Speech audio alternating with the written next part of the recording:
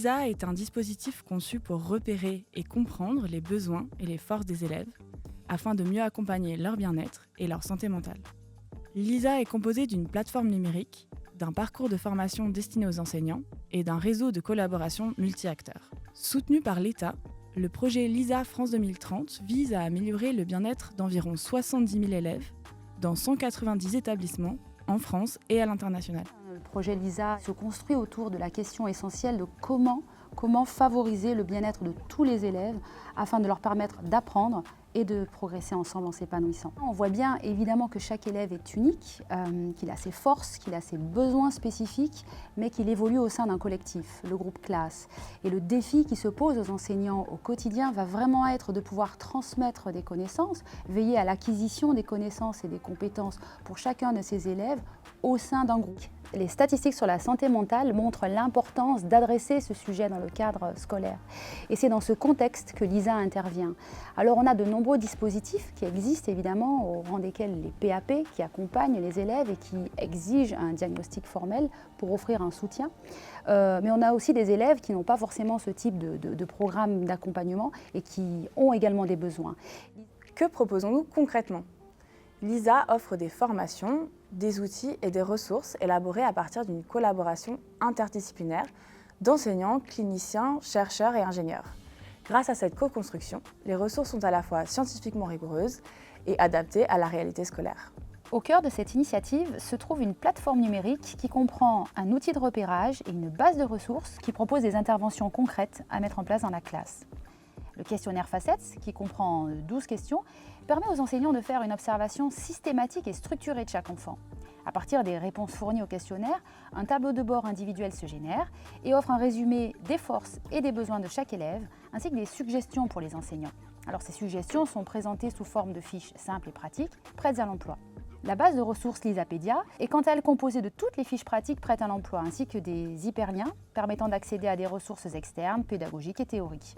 LISA propose également des formations pratiques, en ligne et en présentiel, qui sont adaptées aux besoins des enseignants. La démarche LISA s'appuie sur un programme de recherche mené par des chercheurs spécialistes de la santé mentale et du neurodéveloppement. Ce programme s'appuie sur un comité éthique scientifique international, assurant ainsi la rigueur, le respect du cadre éthique et la protection des données. L'école joue un rôle crucial dans le bien-être et l'épanouissement des enfants et des adolescents. L'équipe LISA travaille pour fournir des outils à la hauteur de ces enjeux.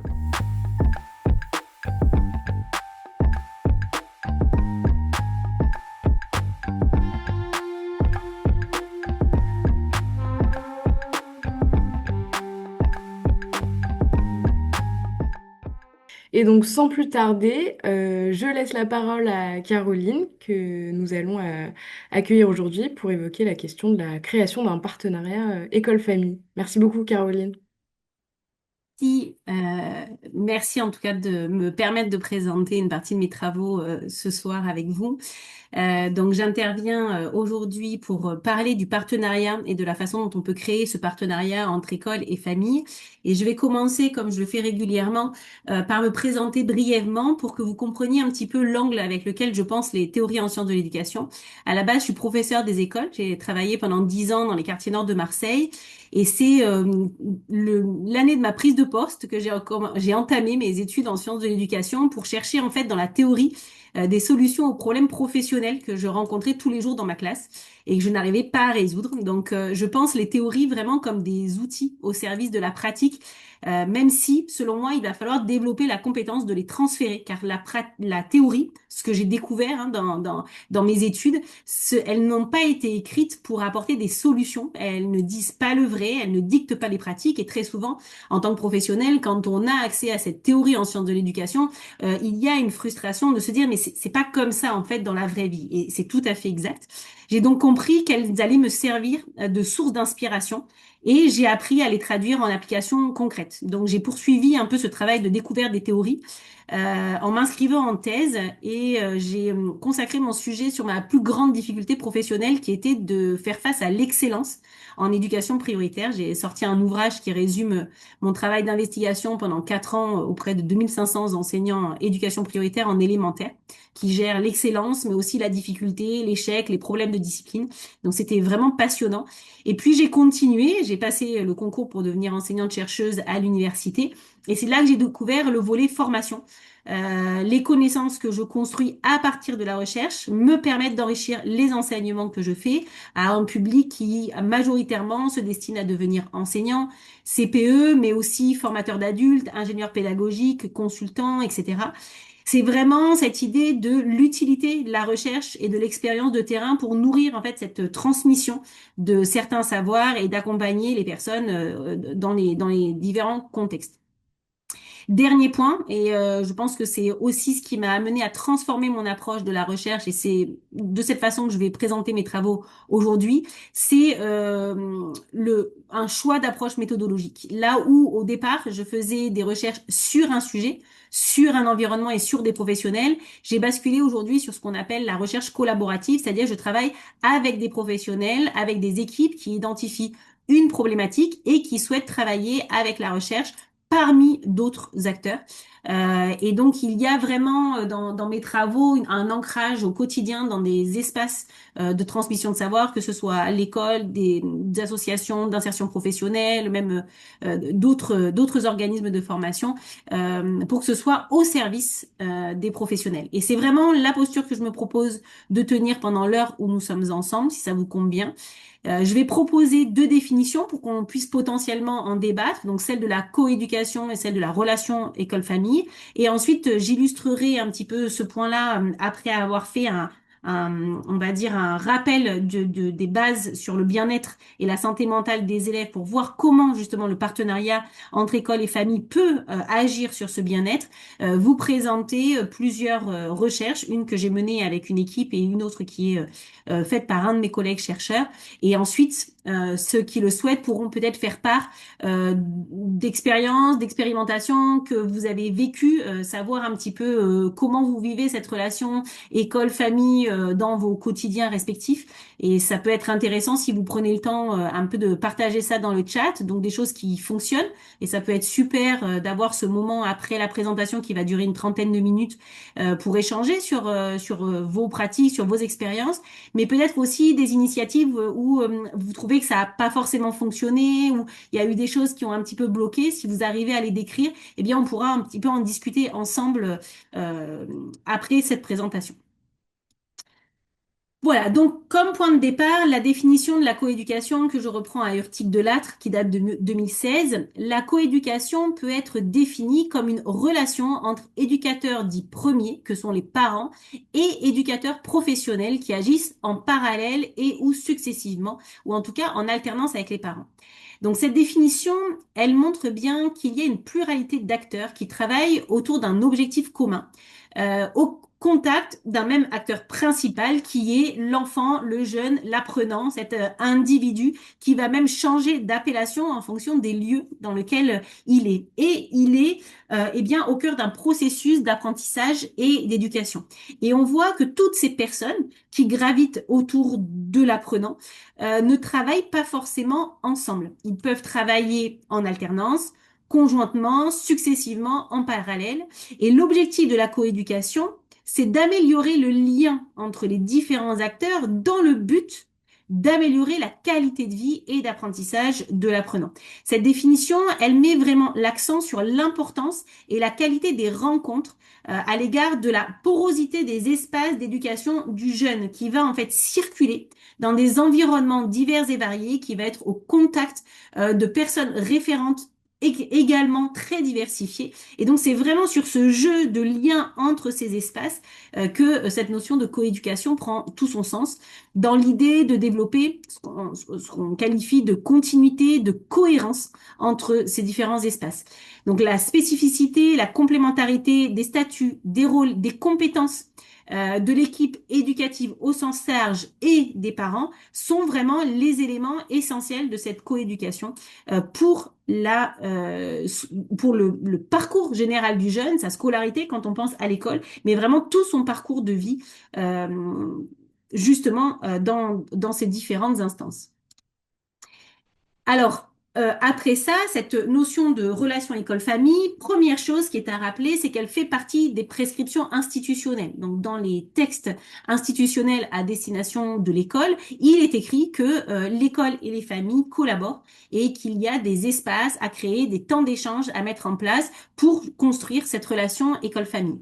Le deuxième point important, c'est que cette relation école-famille, elle va évoluer au fur et à mesure du parcours scolaire. Donc, on a des jeunes qui vont traverser différents établissements scolaires, maternels, élémentaires, collège, lycée, et la relation n'est pas du tout la même à ces différents moments de la scolarité des apprenants. On se rend compte que cette relation école-famille, elle est au croisement donc de ce qu'on appelle des évolutions. Alors déjà du développement du jeune, hein, un enfant de 3 ans et un lycéen majeur, eh bien on n'est pas sur les mêmes profils de développement du jeune, mais également d'évolution structurelle et organisationnelle. La maternelle qui demande aux parents d'entrer dans l'établissement et de venir à la porte de la classe dans une grande majorité des établissements, parce que c'est pas le cas de tous et toutes, venir chercher l'enfant.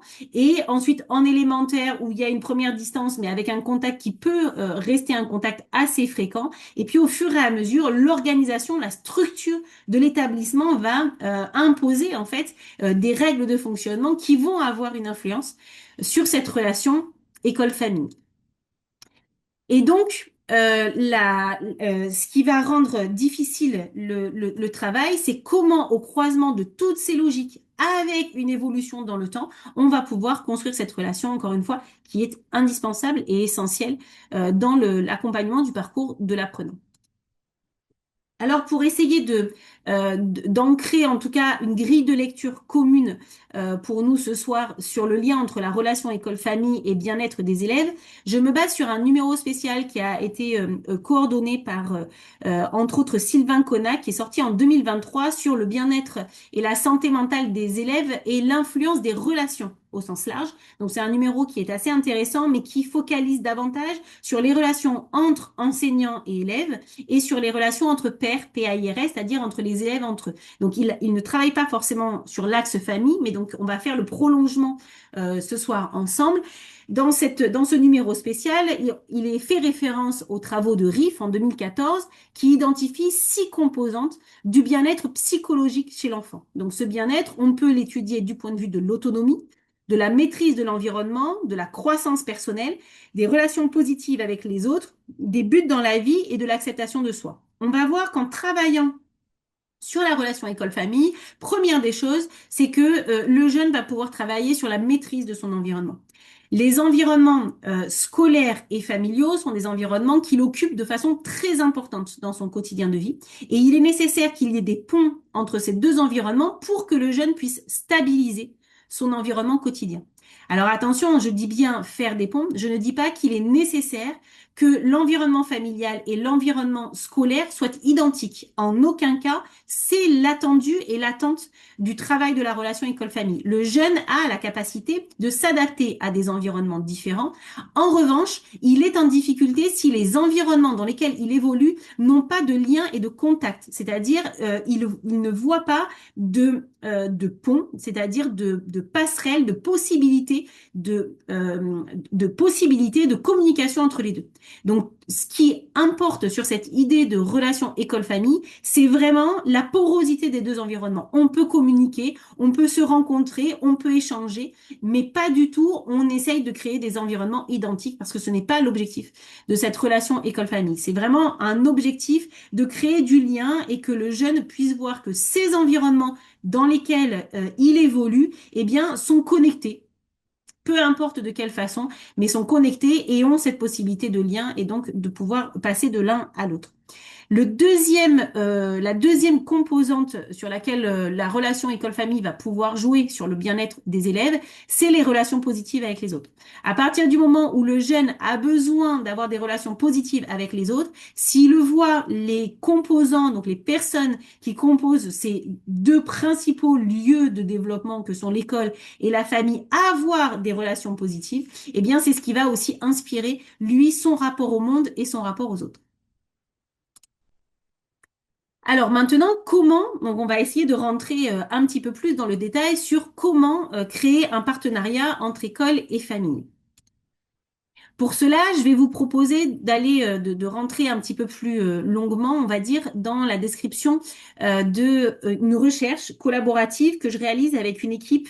Donc, c'est une équipe enseignante en maternelle, éducation prioritaire, l'équipe encadrante, donc composée de la conseillère pédagogique, de la coordinatrice REP+, et de l'inspectrice, et de l'association ATD Carmonde. Donc, pour essayer de vous mettre un petit peu dans le contexte de cette recherche, c'est une équipe enseignante, donc c'est plutôt une petite école, je crois qu'il y a 6 classes de maternelle, qui font le constat d'un taux d'absentéisme plus élevé que dans les écoles environnantes. Donc on est en éducation prioritaire renforcée, le taux d'absentéisme est plus élevé que la moyenne nationale, mais même en comparant avec les taux d'absentéisme des écoles aux alentours, cette école se rend compte que le taux d'absentéisme est encore plus important qu'ailleurs. L'équipe essaye de mettre en place beaucoup de choses, donc sur plusieurs années, et eh bien, font le constat que ça ne fonctionne pas. Et un jour, elles assistent à la conférence d'une représentante de l'association ATD Carmonde sur justement la lutte contre la grande pauvreté. Et elles découvrent dans cette conférence une réalité de la grande pauvreté, alors qu'elles n'ignorent pas, mais je pense qu'elles n'avaient pas mesuré à quel point il y avait une portée et une influence de cette grande pauvreté sur le quotidien à l'école. Elles font la démarche de demander à l'association ATD Carmonde si elle accepte de travailler spécifiquement avec cette équipe sur le sujet de l'absentéisme et demandent en plus de ça à associer une équipe de recherche dont je suis la représentante pour, on va dire, multiplier les champs de compétences variés pour travailler ce sujet qu'elles n'avaient pas réussi à travailler, en tout cas en équipe éducative. Donc on se retrouve avec une pluralité d'acteurs autour de la table à essayer de problématiser un petit peu ce sujet de l'absentéisme. Et on décide en collaborant, donc en étant toutes d'accord, s'il n'y avait que des femmes, sur les actions que l'on souhaite mettre en place. La première action que l'équipe décide de mettre en place, c'est d'objectiver les raisons de l'absentéisme. Donc on a fait, du point de vue de la recherche, des analyses statistiques pour essayer de montrer s'il y avait des variables corrélées au taux d'absentéisme. Donc, c'est l'équipe enseignante qui a identifié des variables. Elle voulait savoir si le genre avait une influence sur l'absentéisme, si la place dans la fratrie, si le lieu d'habitation, si l'année de scolarisation, tout ça, donc un ensemble de variables, avait une influence sur l'absentéisme. Donc, on a fait des tests statistiques. D'ailleurs, on a publié un article dédié qui décrit l'intégralité des résultats. Et dans les résultats qui nous ont interpellés, nous avons vu que le genre n'avait aucun impact sur l'absentéisme. Donc les garçons et les filles ne sont pas plus absents les uns que les autres. En revanche, sans surprise pour ceux et celles qui connaissent bien le fonctionnement de la maternelle, plus on est dans les petites classes, plus le taux d'absentéisme est élevé. Donc en petite section, un taux d'absentéisme plus élevé qu'en moyenne section, qui est également un peu plus élevé qu'en grande section, et un taux d'absentéisme plus important l'après-midi. Rien de très surprenant. En revanche, cette recherche nous a permis de montrer que les premiers de fratrie étaient plus absents que les autres. C'est-à-dire quand en fait c'est le premier enfant d'une famille, il a un taux d'absentéisme statistiquement significatif, donc beaucoup plus important, toutes choses égales par ailleurs. Et le deuxième élément, c'était le lieu d'habitation. En fait, c'est une école qui a des populations qui se disent d'origine ethnique différente et qui se disent également, c'est vraiment dans le discours des parents, habiter dans des lieux géographiques du quartier très identifiés. Donc, en fait, on a identifié ces lieux géographiques tels qu'ils étaient communiqués par les parents comme des lieux très spécifiques de leur communauté. Et on a essayé de voir si il y avait un taux d'absentéisme plus important en fonction des zones géographiques d'habitation. Et on s'est rendu compte qu'il y avait un rapport statistique, en effet, sur ces lieux d'habitation. Ça, c'était la première année. Et puis, on a fait pendant un an donc un projet que je vous décrirai un petit peu plus tard. Et au bout d'un an, on s'est rendu compte que ces deux variables n'étaient plus statistiquement significatives. Ça sous-entend qu'au bout d'un an de travail avec les parents et avec l'association ATD Carmonde, eh bien, les premiers de fratrie n'étaient pas plus absents que les autres. Et il n'y avait pas de lieu d'habitation où les enfants étaient plus absents que les autres. Comment on peut expliquer cela? Eh bien, on peut expliquer cela. Alors, c'est une interprétation, ça n'a pas été prouvé pour ça. On a besoin de faire des analyses complémentaires. C'est le fait que, à partir du moment où on a identifié un élément qui était corrélé à l'absentéisme, eh bien, les enseignantes ont eu une posture différente vis-à-vis de ce public-là, qu'ils ont identifié un public peut-être à possibilité à risque d'absentéisme élevé. Et donc, on fait évoluer leur discours. Par exemple, une famille dont c'est le premier enfant peut-être proposer un temps plus important d'accueil, des moments de rencontre avec les parents un petit peu plus longs pour faire découvrir la classe. Et donc, c'était vraiment cette association entre la recherche et le terrain qui était intéressante. La recherche faisant sortir et émerger 2 ou 3 éléments intéressants et ensuite le terrain qui s'en inspire et qui se dit comment je peux faire évoluer ma posture, mon discours par rapport à ce public-là. On a continué avec cette équipe et on a décidé de s'inscrire dans ce qu'on appelle le croisement des savoirs et des pratiques, qui est une démarche mise en place par l'association ATD Quart Monde et qui propose en fait à donc un établissement scolaire de pendant 3 séances de réunir des parents entre eux avec un médiateur ATD Quart Monde dans une salle pour réfléchir justement à cette problématique de la coéducation et puis les enseignants de l'équipe avec un médiateur ATD Quart Monde également qui réfléchissent à la même question de la coéducation. Donc, chacun et chacune travaille en groupe de pairs sur ce sujet-là. Et puis, on organise ce qu'on appelle donc une journée croisement des savoirs où on fait se rencontrer des parents et les enseignants de l'école avec les médiateurs pour échanger et identifier un dispositif que l'on souhaite mettre en place dans le cadre justement de ce travail autour de la relation école-famille. Donc là, vous avez des photos un petit peu voilà, pour montrer ces événements et l'activité qu'il y avait dans cet établissement. Et le collectif, donc lors du croisement, identifie 2 dispositifs. Les parents et les enseignants se mettent d'accord pour mettre en place 2 dispositifs dans l'école qui sont le dispositif classe ouverte et le dispositif entretien individuel. Rien d'extraordinaire. C'est-à-dire qu'en fait, il n'y a pas eu d'innovation, il n'y a pas eu quelque chose qu'on n'avait jamais vu ailleurs. Il y a eu la proposition de 2 dispositifs dont on entend très souvent parler. Et c'est très important de noter ça. Parce que oui, ce sont des dispositifs qui sont connus, même le dispositif d'entretien individuel fait partie des prescriptions, des rencontres, on a à organiser des entretiens individuels avec les parents, sauf que ce qui était nouveau, du fait de l'avoir construit avec les enseignants et avec les parents lors d'une même temporalité, c'est que enseignants et parents ont rédigé conjointement le cahier des charges de ces 2 dispositifs, c'est-à-dire qu'est-ce que l'on attend de ces dispositifs et en quoi ça répond à nos besoins. Parce que qu'est-ce qui s'est passé dans tout ce travail, dans toute cette démarche?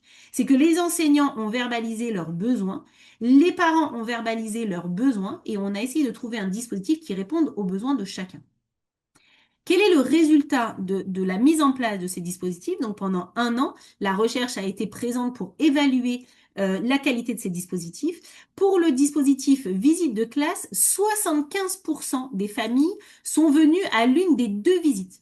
Ça signifie que 75% des enfants scolarisés dans l'école ont eu un de leurs 2 parents en visite. Ils sont 25% à être venus aux 2 visites de classe. Ensuite, on a fait un focus sur les parents d'enfants qualifiés d'absentéistes, c'est-à-dire sur une année scolaire qui sont absents plus de 25% du temps. Donc concrètement, sur une semaine, il y a un jour de la semaine où ils ne sont jamais là, toutes les semaines. Eh bien, sur ces parents-là, 50% sont venus au moins une fois en visite de classe, donc passer une matinée dans la classe de leur enfant. Pour le dispositif rendez-vous individuel, 84% des parents sont venus à au moins une rencontre, 36% de rencontres, 20% ont fait les 3 entretiens individuels. Et si on fait le focus sur les parents d'enfants qualifiés d'absentéisme, donc supérieurs à 25% d'absentéisme, ils sont 80% à être venus à au moins une rencontre et 41% à 2 rencontres, 8% à 3 rencontres. Ces chiffres, je termine avec un dernier et je vous dis un petit peu ce qui va ressortir de ces chiffres-là. En tout, 94% des parents de l'école ont participé à au moins une action mise en place par l'école, c'est-à-dire soit visite de classe, soit entretien individuel. En quoi ce pourcentage de 94% est extrêmement fort? C'est que quand le collectif s'est réuni pour la première fois, le besoin de l'équipe, c'était de rencontrer ses parents. Il disait ne jamais voir les parents de façon générale. Ensuite, on a travaillé sur le fait que ce ne sont pas les parents en général, mais un ensemble de parents très absentéistes qu'ils ne voyaient jamais. Et par la mise en place d'une collaboration avec les familles, on arrive à la venue de ces familles dans l'établissement à 94%, donc quasiment l'intégralité des familles qui sont venues à au moins un dispositif. Ils ont continué sur cette démarche-là et ils ont continué avec le sujet de la réunion de la rentrée des parents. C'est-à-dire que les enseignants avaient ce besoin de rencontrer les parents en tout début d'année, sauf qu'ils avaient 2 à 3 parents présents par an. Donc on voyait bien qu'il y avait un problème, c'est-à-dire que la réunion de rentrée était un besoin des enseignants, mais ne rencontrait pas le besoin des parents. Donc on a fait exactement la même chose. On a créé comme ça un croisement des savoirs et des pratiques sur la réunion de rentrée. Et ça nous a permis de savoir, de faire évoluer la réunion de rentrée pour arriver à 50% des parents, en moyenne, entre 50 et 75% des parents qui étaient présents à cette réunion. Alors, qu'est-ce que l'on peut retenir de cette recherche collaborative? Les dispositifs mis en place n'ont rien d'innovant ni de novateur. Donc en fait, la solution n'est pas dans le choix du dispositif. Les dispositifs, ils sont connus de beaucoup de monde, certains sont même prescrits et beaucoup d'établissements scolaires mettent en place ce type de dispositif sans obtenir le pourcentage de présence que l'on a obtenu dans cet établissement. La différence n'est pas, enfin, la plus-value de notre travail n'est pas dans le choix du dispositif, mais dans le choix de la démarche. La démarche est extrêmement différente parce qu'elle n'est pas faite pour les parents, mais elle est faite avec eux. Et je vous partage un extrait d'un échange que j'ai eu avec la coordinatrice REP+, qui était anciennement directrice d'école. Et ce qu'elle dit dans son extrait que je vous lis, j'ai mis en place tous ces dispositifs quand j'étais directrice d'école, mais je me rends compte aujourd'hui que l'équipe mettait en place ces dispositifs pour les parents et pas parce que c'était ce dont ils avaient besoin.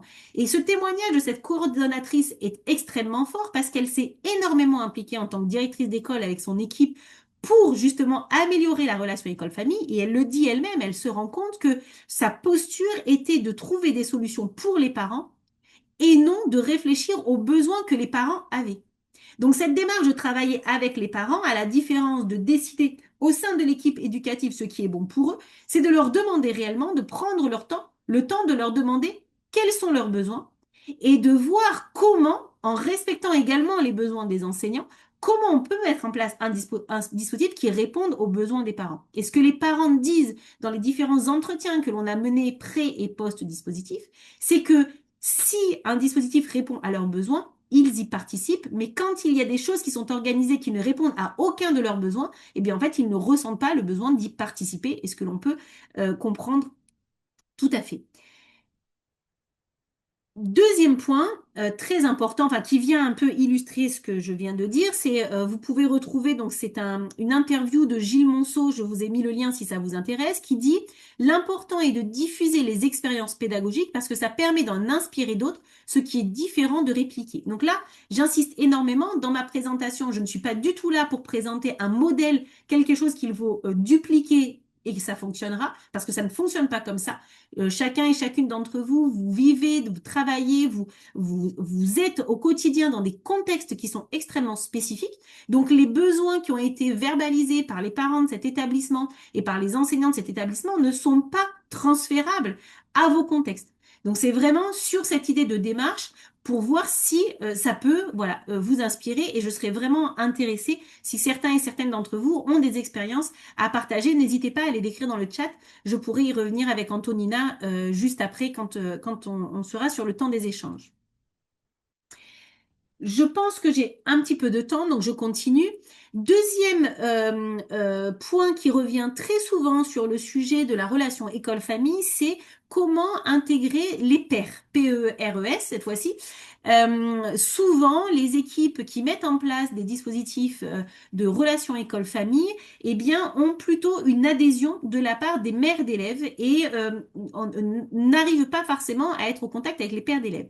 Donc là, je parle des travaux de Gilles Monceau, qui est un collègue à l'université de Cergy, qui a étudié justement la façon dont on pouvait rapprocher les parents éloignés de l'école et les pères peuvent être une catégorie très spécifique. Ça revient souvent dans le discours des enseignants de comment impliquer les pères dans justement cette relation école-famille. Et donc, dans ce travail de Gilles Monceau, ils avaient organisé, donc c'était dans un collège de Picardie, ils avaient organisé des soirées jeux de société et les pères y participaient régulièrement. C'était des activités, des soirées qui incluait la fabrication de jeux traditionnels qui nécessitaient, donc je cite l'article, qui nécessitaient l'usage des scies et des marteaux. Donc l'absence des pères étant une plainte courante, il est intéressant de voir que certains dispositifs, certaines façons de présenter les besoins de l'établissement obtiennent une adhésion plus importante des pères. L'autre initiative qu'il y avait eu, c'était de fonctionner avec des ateliers où on demandait s'il y avait des parents qui étaient disponibles pour réparer du matériel d'école. Et à ce moment-là, on observait que beaucoup de pères se portaient volontaires pour ces activités-là. Donc, c'est vraiment deux exemples qui permettent de comprendre qu'en fonction de ce qu'on peut proposer, on va voir que ça va avoir une résonance différente dans les familles et donc vous allez avoir l'adhésion de différents profils de parents en fonction de ce que vous proposez dans vos établissements. Donc, je ne sais pas si certains et certaines d'entre vous peuvent témoigner d'expériences, d'initiatives qui ont été faites dans vos environnements et ça pourrait être intéressant pour inspirer les uns et les autres de savoir un petit peu ce qui s'est fait, ce qui a fonctionné et peut-être aussi ce qui a été mis en place pour un objectif et qui n'a pas atteint cet objectif. On pourra revenir également dessus un petit peu plus tard. Plusieurs difficultés sont mises en avant quand on s'intéresse à cette question de la relation école-famille. La première difficulté, elle va être sur un rapport de domination des personnels éducatifs vis-à-vis des parents. Donc ce rapport de domination, il est montré depuis très longtemps, hein, depuis 1969 et régulièrement dans la littérature plutôt sociologique. On voit qu'à partir du moment où on est dans une relation personnel éducatif parent, on est dans une relation de domination et le parent, donc je n'ai pas forcément le temps de le développer énormément ce soir, mais ce sera peut-être l'occasion d'une autre intervention. Le parent ne s'autorise pas à s'exprimer, à exprimer ses besoins, à exprimer ses attentes, à exprimer également eh bien, ses désaccords avec l'équipe enseignante. Donc ça, c'est quelque chose qui est ancré. Et donc, il y a des difficultés pour créer une relation de confiance permettant la construction d'une vraie collaboration et non une relation de façade qui va permettre des échanges très agréables, même réguliers, mais qui ne permettent pas de construire cette collaboration. Voilà, ça c'est vraiment un point extrêmement important. Deuxième point, toujours dans les travaux de Gilles Monceau, qui a beaucoup travaillé sur les relations école-famille, c'est la non-représentativité des parents délégués. Donc, il y a vraiment des travaux sur le profil même des parents délégués qui n'est pas représentatif des parents d'élèves d'un établissement. Et donc, parfois, dans des initiatives qui sont faites et qui s'appuient sur la collaboration des parents délégués, qui restent des parents qui sont présents à l'école, eh bien, on va avoir cette limite de ces parents qui ne sont pas représentatifs de la singularité des parents d'élèves. Alors, comment on peut imaginer traduire un petit peu toutes ces théories en pratique? La première des choses, c'est accepter que les familles fassent confiance aux institutions et s'en tiennent éloignées. Donc, c'est vraiment cette verbalisation que les parents ont de dire, moi, à partir du moment où une initiative est faite dans l'établissement, mais que ça ne répond pas à un besoin de ma part, je n'adhère pas à cette initiative. Et donc, on peut tout à fait le comprendre. Ça veut dire, si on souhaite l'adhésion des parents, eh bien, c'est de partir de leurs besoins pour permettre cette adhésion.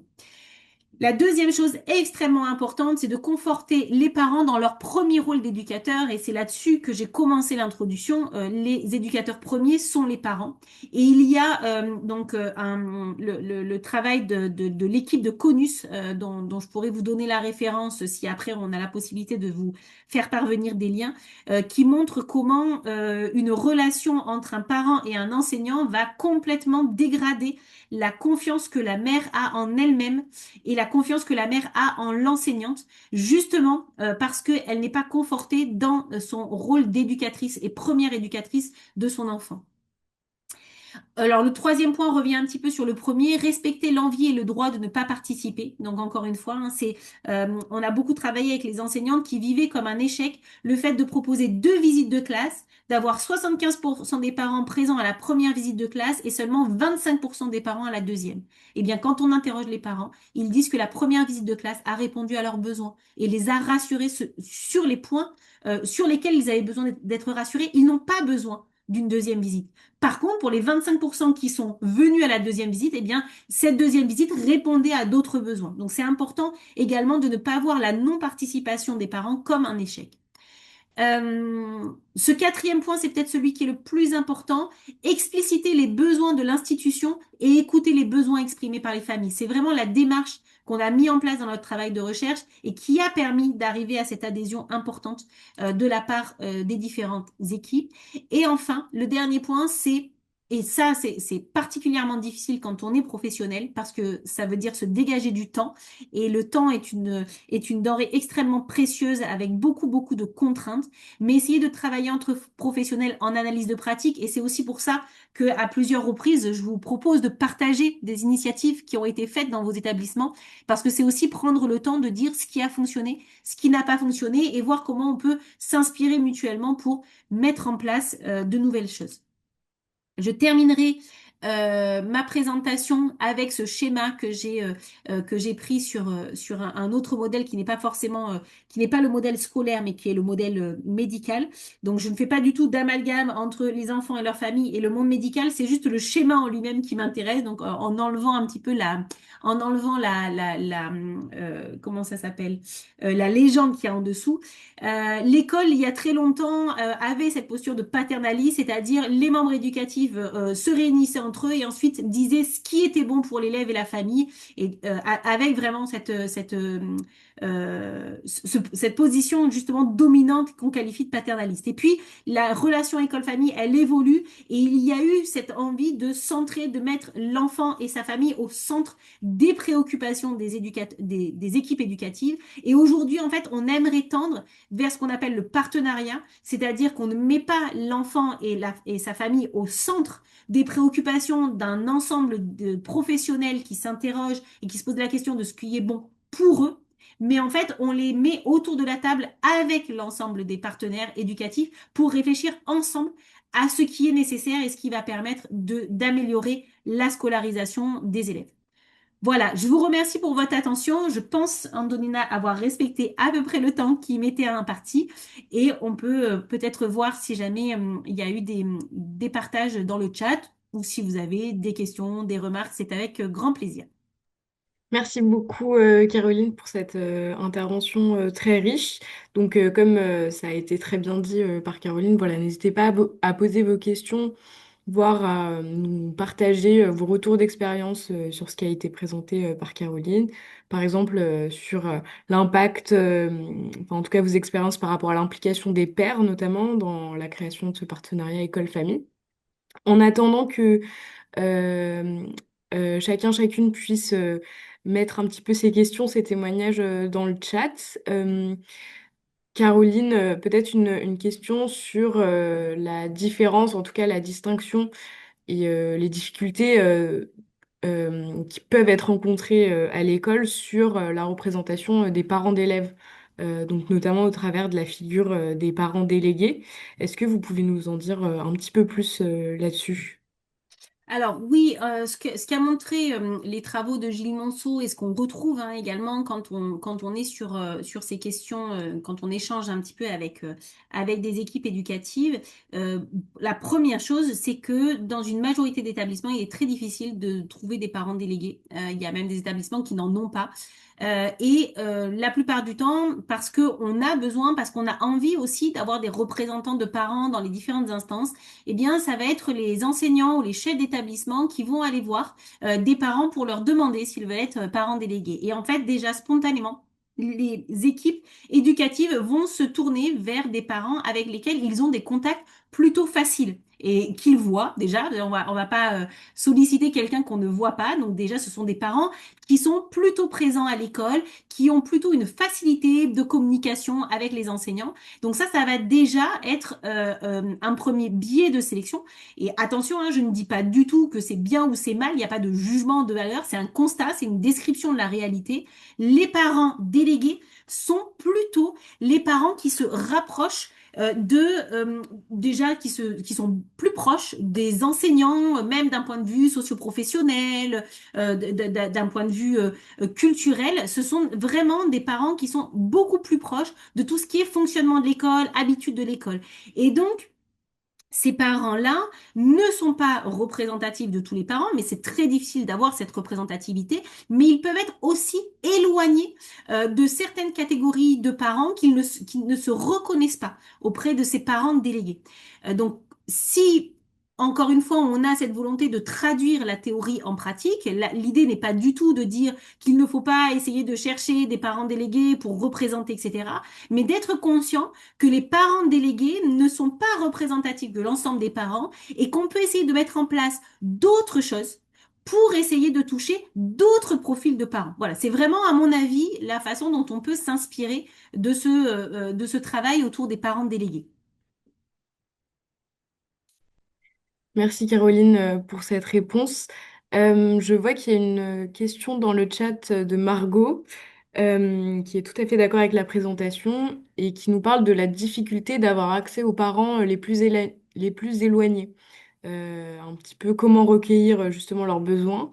Et elle évoque justement le fait que c'est très variable selon l'âge des enfants. En première, on peut croiser les parents, mais au collège, voilà, ça devient plus compliqué. Tout à fait. Et alors c'est là en fait que souvent il va y avoir besoin de ce qu'on appelle un médiateur. Donc le médiateur, ça va être une personne qui n'est pas directement impliquée avec le parent. Donc je parlais de tout à l'heure du rapport de domination entre parents et enseignants. Très concrètement, je prends même mon exemple personnel. J'ai des enfants à l'école. Bon ben je vous avoue que à l'enseignant, je vais pas forcément toujours lui dire ce que je pense parce qu'il y a toujours cette volonté de ne pas nuire à nos enfants, de ne pas être le parent qui a dit ceci, dit cela. Donc il y a toujours, quel que soit le profil du parent, il va y avoir toujours, on va dire, une situation, un rapport de domination par rapport à cet enseignant qui est la personne référence du parcours scolaire de nos enfants. Donc l'idée de passer avec un médiateur, ça va dépendre de vos différents contextes. Qui, dans les environnements dans lesquels vous êtes, pourrait être ce médiateur? Donc il va y avoir les centres sociaux, il va y avoir les associations, il va y avoir au sein de l'établissement une personne qui pourrait être peut-être au contact, avec un contact plus facile. Vous avez par exemple une psychologue scolaire, vous avez l'infirmière. C'est vraiment essayer de penser très large. Donc souvent c'est là qu'on va penser en réseau, non pas réseau forcément éducation prioritaire avec des établissements scolaires, mais vraiment en réseau éducatif. Vous avez par exemple, vous faites une équipe éducative pour un enfant, vous avez des contacts avec un éducateur spécialisé, avec une orthophoniste, avec une assistante sociale. Ce sont tout autant de personnes qui pourraient être potentiellement des médiateurs, c'est-à-dire des personnes qui ont le contact avec ces familles et qui, en dehors du contexte de l'école, peuvent recenser un petit peu les besoins parce qu'il n'y a pas justement ce rapport de domination. Donc c'est vraiment cette idée, nous on est passé par l'association ATD Carmonde, c'est vraiment cette idée de dire à un moment donné, dans certains contextes, l'enseignant ne peut pas faire ce rôle d'identifier les besoins. Dans certains contextes. Dans d'autres contextes, encore une fois, je travaille beaucoup en éducation prioritaire, mais dans des contextes peut-être hors éducation prioritaire avec peut-être une plus grande facilité d'accès à des outils numériques. Ça peut être tout simplement un sondage anonyme où on demande aux parents de verbaliser leurs besoins. Ça peut être, voilà, c'est vraiment trouver ces ressources, trouver ces personnes qui pourront être un peu des relais auprès des parents. Ça peut être les parents entre eux. C'est-à-dire, par exemple, nous, on a donc dans cet établissement scolaire avec lequel on travaille, on a une population qui se dit être population gitane. Alors autour de la notion de population gitane, il y a tout un débat sur les termes, donc je rentre pas trop dans ce détail-là. Mais notre relais, ça a été une des mamans de ce collectif-là, qui a été lors d'une rencontre avec justement la coordonnatrice REP+, elles ont bien accroché, elles ont discuté. Et puis ensuite, ça a été de dire, mais est-ce que vous pouvez pas à un moment donné finalement voir un peu avec les mamans avec qui vous êtes en contact. Et donc, il y a aussi des parents autres que les parents délégués qui peuvent être ces relais par la rencontre d'une ou deux personnes au sein de leur réseau.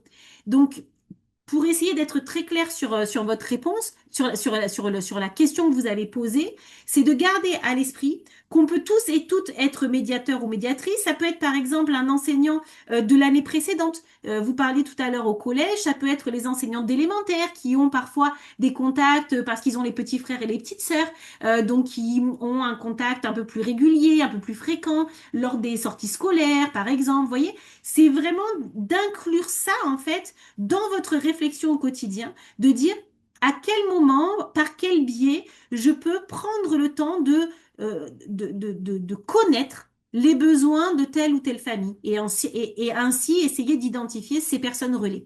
Je ne sais pas si ça répond un petit peu à votre interrogation, Margot.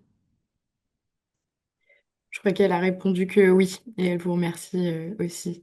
Donc, un petit peu aussi en lien avec le témoignage et la question de Margot, une question et un témoignage aussi d'Olivia qui nous parle d'une expérience qu'elle a eue précédemment en psychologie de l'éducation avec donc de nombreux élèves allophones, nouveaux arrivants et justement un système éducatif avec une posture paternaliste, comme vous aviez pu l'évoquer, et une difficulté à communiquer avec les parents.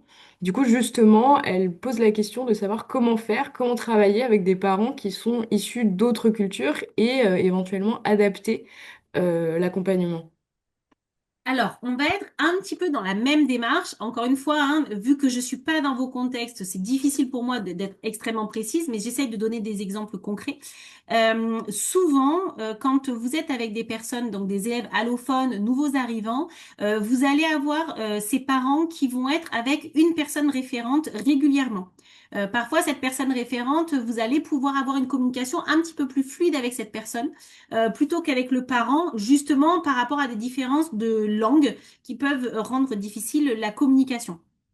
Vous avez la possibilité également de voir si il y a la possibilité d'avoir un traducteur. Un traducteur, encore une fois, au sens très large, c'est-à-dire toute personne qui est disponible pour faire le lien entre le parent et sa langue d'origine et votre langue à vous.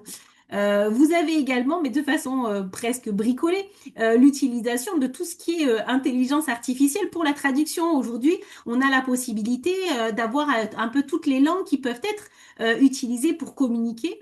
Et quand vous parlez vraiment de cette posture paternaliste, c'est super important de comprendre que l'objectif des équipes éducatives, vraiment, elle est toujours louable. C'est-à-dire que oui, on va avoir tendance à prendre cette posture paternaliste, mais parce qu'on a vraiment envie d'aider. Et plus la personne en face de nous, elle est dans des situations que l'on juge extrêmement difficiles, comme par exemple ces nouveaux arrivants qui arrivent sur un territoire sans connaître la langue, sans forcément connaître eh bien, la culture du pays, on a vraiment envie de les aider. Et c'est là où on risque de tomber dans le paternalisme parce qu'on veut tellement aider ces personnes qu'on va décider pour eux de ce qui est bon pour eux. Donc il y a vraiment, c'est très très important de rassurer les professionnels sur le fait qu'il n'y a aucun jugement dans cette posture-là, mais plutôt d'essayer de leur montrer qu'en adoptant une autre posture, eh bien, elle peut être plus bénéfique pour tout le monde. Parce qu'encore une fois, c'est aussi plus bénéfique pour les enseignants, par exemple, du collectif avec lesquels on travaille, parce qu'en fait, il y a eu une plus grande confiance des parents envers l'école grâce à ces dispositifs, parce que ces dispositifs ont répondu à leurs besoins.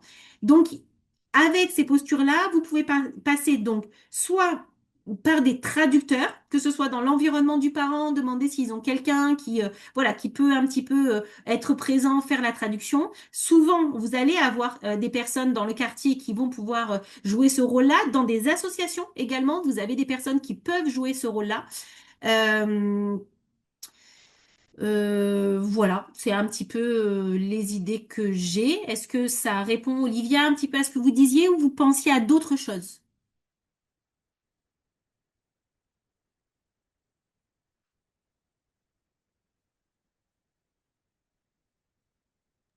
Bon, pas de retour d'Olivia sur le chat pour l'instant. Ah, voilà, elle répond oui, merci beaucoup.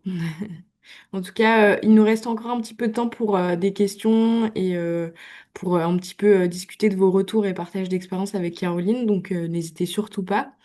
Euh, Peut-être aussi une question Caroline, sur, vous l'aviez évoqué un petit peu cet enjeu d'implication, enfin, en tout cas du rapport de domination des personnels éducatifs à travers donc du cas d'Olivia qui vient d'être évoqué. Est-ce que en dehors du cas d'élèves avec ou de parents d'élèves qui proviennent plutôt de contextes ou de langues étrangères. C'est pas très français, mais c'est pas très grave. Comment faire en fait justement pour pallier à ce rapport de domination du personnel éducatif? Comment est-ce qu'on voit les frontières? Quelles techniques mettre en place? Alors, il y a un danger qui est important, c'est le fait de penser que parce qu'il y a une relation qui est agréable, il y a une relation de confiance. Ça, c'est vraiment ce qu'a montré le travail de l'équipe de Conus, c'est-à-dire que vous pouvez voir des parents régulièrement, ils viennent aux réunions de rentrée, ils viennent quand vous les sollicitez, etc. Vous vous sentez en confiance avec cette famille-là, mais il n'y a pas de relation de confiance. Donc peut-être la première chose par rapport à ce rapport de domination, c'est de ne pas se baser sur des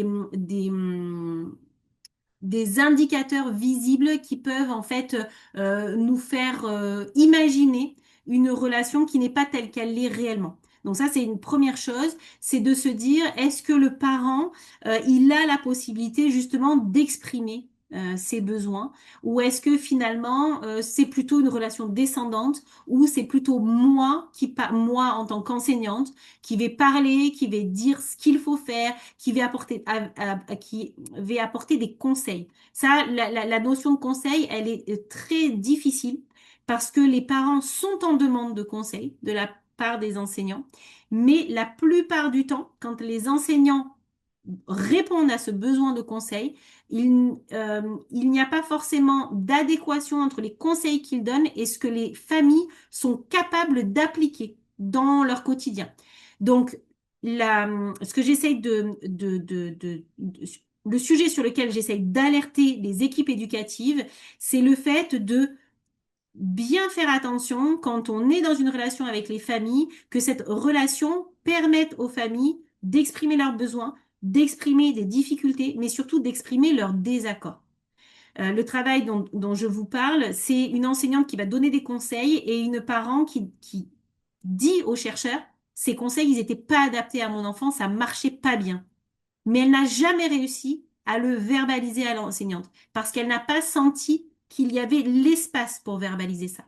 Donc c'est vraiment une évolution de posture pour essayer de travailler sur ce rapport de domination. C'est une évolution de posture où l'enseignant n'est pas le sachant dans l'absolu. L'enseignant, il est expert de la transmission de savoir à l'école. Et le parent, il est expert de la vie au quotidien avec son enfant. Et chacun des deux peut partager son expertise pour enrichir leur relation et surtout améliorer la réussite de l'enfant élève. Mais à aucun moment, l'enseignant ne peut dire aux parents comment éduquer son enfant et à aucun moment, le parent peut dire à l'enseignant comment il doit enseigner. Donc c'est vraiment dans cette idée, si à un moment donné, quelque chose de très classique, un parent qui va dire ben, comment je peux aider mon fils à l'école, eh bien, c'est déjà de se poser la question de quelles sont les conditions dans lesquelles cette aide peut être apportée. Est-ce que ce sont des parents, on a des parents par exemple qui travaillent très tard, qui commencent très tôt, donc on va pas demander à ses parents d'aider l'enfant à faire ses devoirs. L'enfant, le parent, il part à 5 heures du matin et il rentre à 21 heures, il aidera pas l'enfant à faire ses devoirs, d'accord? Donc c'est vraiment cette idée de dire, d'accord, vous aimeriez pouvoir aider votre enfant par rapport à des difficultés qu'il rencontre à l'école. De quoi, de quoi vous auriez besoin? Quelles sont un petit peu les conditions de travail? Est-ce que vous avez des temps avec votre enfant? Est-ce que déjà ça se passe bien avec votre enfant quand vous avez les devoirs à faire? Et donc je pense qu'on peut faire un sondage et 50% des parents vont dire que c'est juste une horreur, les devoirs à faire, qu'on s'arrache les cheveux, etc. Vous voyez, j'essaye d'illustrer en fait une évolution de posture de l'enseignant qui va en fait échanger, discuter avec le parent et voir ce qu'il se sent de faire, ce qu'il ne se sent pas de faire. Et il y a des parents qui vont dire, moi, je me sens pas de faire ça. Moi, enfin voilà, faire de l'écriture, je me sens pas, je suis pas à l'aise, etc. Et donc, ça va être une discussion, une construction en voyant dans le contexte spécifique de cette famille, avec cet enfant, sur ses difficultés, avec cet enseignant qui a aussi cette résonance, hein, cet aller-retour entre la famille et l'école, eh bien, qu'est-ce qui peut être mis en place? Merci de ce retour, Caroline. Je vois qu'on a justement un autre, peut-être une dernière question-réaction, une autre réaction de Margot qui évoque le fait que justement, en fait, inverser un petit peu ce rapport de domination, remettre une forme d'horizontalité, ça nécessite de grands changements de posture, donc à la fois à l'échelle collective d'un établissement, mais à la fois à l'échelle individuelle d'un enseignant. Et elle demande un petit peu, est-ce que vous avez des exemples à ce niveau-là pour l'illustrer un petit peu? Oui, merci beaucoup Margot. Et j'essaye à chaque fois hein, de le dire, là on n'est pas uniquement sur les besoins des parents, on est vraiment sur cette relation qu'on essaye de créer très équilibrée, c'est-à-dire en prenant en compte les besoins des parents et en prenant en compte les besoins des enseignants. C'est-à-dire donc sur des exemples très concrets, dans la mise en place du dispositif classe ouverte, les parents voulaient venir et être seuls dans la classe pour qu'il n'y ait pas d'influence de la présence des parents pour que les enfants soient le plus naturels possible. Mais face à ça, les enseignants, ils ont dit, c'est pas possible. Parce que pour faire passer 25 parents, s'ils sont seuls un à un, ça veut dire que pendant 2 mois, ils avaient toujours quelqu'un dans leur classe. Et ça ne répondait pas aux besoins des enseignants. Donc, on est vraiment dans une évolution, comme vous le dites, importante de posture, où on n'est pas du tout en train de vouloir mettre quelqu'un en position de domination. Justement, on essaye de rééquilibrer et de créer cette relation de partenariat. Donc, on n'oublie surtout pas les besoins des enseignants. On prend en compte les besoins de tout le monde. Quand vous demandez si c'est un travail collectif au sein des établissements ou plutôt individuel, j'aurais tendance à vous dire, bien sûr, qu'on a pour viser que ce soit un changement de posture de l'établissement, mais en fait, il faut commencer par l'individu. C'est-à-dire que si on attend que l'ensemble d'un établissement fasse évoluer sa posture, ça ne fonctionnera pas. Donc, on va essayer de voir, ben, un enseignant par enseignant, comment on peut déjà, nous, personnellement, faire évoluer notre posture pour amener juste un environnement qui permette, qui facilite davantage ce partenariat avec les parents et donc cet espace de dialogue pour que les parents puissent verbaliser leurs besoins et que les enseignants puissent également verbaliser leurs besoins au niveau des parents. Donc, quand on est dans un dispositif tel que je vous l'ai présenté avec l'association ATD Carmonde, ça n'a pu être qu'un projet d'établissement. Un enseignant seul n'aurait pas pu mettre ça en place. Mais ce que j'ai essayé de faire tout au long de ma présentation, c'est de montrer aussi que chaque enseignant, à son niveau, peut déjà essayer de voir comment il peut faire évoluer sa posture, voir comment ça réagit, et puis petit à petit, par des échanges aussi avec des collègues, voir si on a une adhésion de l'équipe sur cette évolution de posture et donc proposer un projet d'établissement. Mais il peut ne pas y avoir de projet d'établissement et ben, c'est comme ça. Il y a une évolution des postures individuelles et c'est déjà super si jamais il y a certains et certaines enseignantes qui arrivent à faire évoluer les postures et à créer ces espaces euh, euh, de, euh, de relations partenariales avec les familles. Merci beaucoup de ce retour, Caroline. J'espère que ça a pu répondre à la question de Margot qui vous dit merci. On a aussi un merci de Firouzet Jalot. Je pense qu'on peut conclure ici le webinaire. Merci à toutes et tous pour votre participation. Juste avant de partir, je vais vous proposer voilà, de bien nous donner un petit peu votre avis sur ce webinaire, nous faire un petit retour en scannant le QR code qui s'affiche en principe sur l'écran. Euh, donc voilà, n'hésitez pas à nous faire nos retours, ça nous permet un petit peu de nourrir ce qui est proposé dans le cycle des webinaires et d'avoir des interventions qui puissent vous aider, comme j'espère que ça a pu être le cas aujourd'hui avec Caroline. Et enfin, dernière petite chose, voilà, on a une newsletter trimestrielle, donc n'hésitez pas à vous abonner. Les liens sont aussi disponibles dans le chat et ce webinaire est bien sûr enregistré et il sera disponible prochainement sur notre playlist YouTube dédiée. Donc voilà, n'hésitez pas à les visionner. Merci à toutes et tous. Et je vous souhaite une très bonne soirée. Merci encore, Caroline. Merci beaucoup, bonne soirée.